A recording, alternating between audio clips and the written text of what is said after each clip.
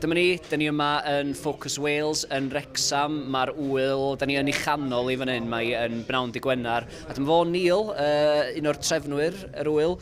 Neil, deithau sydd dath i neithiwr a beth sy'n edrych ymlaen i weld dros gweddill y penwsos? Oh, well, dyn ni wedi blin ar y pen bach, so oedd o'n noson hir eithaf dod o briliant, so like, yeah, really pleased efo sut wedi dechrau, oedd o loads o bobl yma, loads of shows, really good, so yeah, so dwi'n edrych ymlaen at heddiw, mae gen i gymaint o stuff ymlaen, dwi'n ffeindio'n anodd cofio, yn union beth sydd ymlaen, ond jyst i pigo fatha couple of highlights allan, so mae gen i Fawn y Twin, chwarae hynna, so band newydd Owen Ginsberg, edrych ymlaen at hwnna, mae gen i showcase mawr efo gwyl o Canada yn Breakout West, maen nhw wedi dod a 6 neu 7 band, dwi'n meddwl 7 o draw o Western Canada, so ochr arall y byd, jyst i ddod i chwarae yn Cymru. So, a mae'r panels conference mynd ymlaen rwan, a mae'n gymaint o, wel, mae'n loads o stuff arall, so sai yma trwy dydd yn esbonio fe i gyd.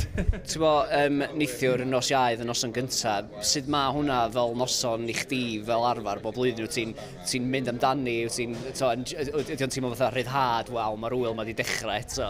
Wel, mae gyd amdan pace yndi, so... Sut wyt ti am peisio? O, na, dwi'n ar rwan, dwi wedi dysgu hwnna.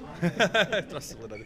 Na, oedd o'n really good, so oedd o'n really prysur, Mae'n anodd trio mynd rownd, be dwi'n trio wneud ydy popio mewn i gyd o'r gigs, jyst wneud bil gweld beth sy'n mynd ymlaen, wneud yn siŵr popeth yn oce, ond chi'n cael stopio chat efo pawb. Mae'n anodd i gweld popeth, ond mae o'n posib os ydych chi'n quick. So oedd o'n really good, fel nes i ddweud, oedd o'n really prysur, a dwi'n meddwl, da ni wedi cael lot o feedback really good amdano sut aeth o. Oedd really, well, prysur, dyna'r thing, yeah. Mae'r wyl yn gymysgedd o bandiau newydd cyffroes a hefyd cwpl o bandiau mawr di sefydlu. Allan o'r ei mawr na, pwy ti'n edrych ymlaen i weld? Wel, dwi'n actually ffeindio fan anodd i pigo fatha ffefrynnau neu highlights and stuff, ond dwi'n really edrych ymlaen at British Sea Power a Betsy, so mae'n fatha double headline o hwnna i ni, really, dwi'n meddwl. So mae'n pobl yn cyfarwydd efo Betsy, ond wnaethon ni weld gig like live show hi yn Eurosonic yn draw yn yr Iseldiroedd, so oedd yn amazing, so nath ni bwcio hi ar gyfer hwn syth ar ôl hwnna.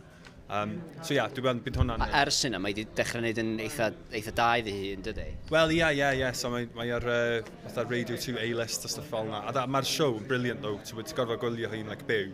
Dyna'r thing, so dyna be oedd yn like, da ni gorfod bwcio hwn, like, y show yma. So yeah, mae hwnna'n fatha treat bach, so mae fel nes i ddeud, mae o'n proper like double headliner hwnna, efo British Sea Power, so yeah. A os oes y bobl adre ar hyn o bryd rhwng dau feddwl, ydyn nhw'n mynd i fynd i'r Wrexham pen wrth yma neu beidio, beth sy'ch chi ddeithio nhw?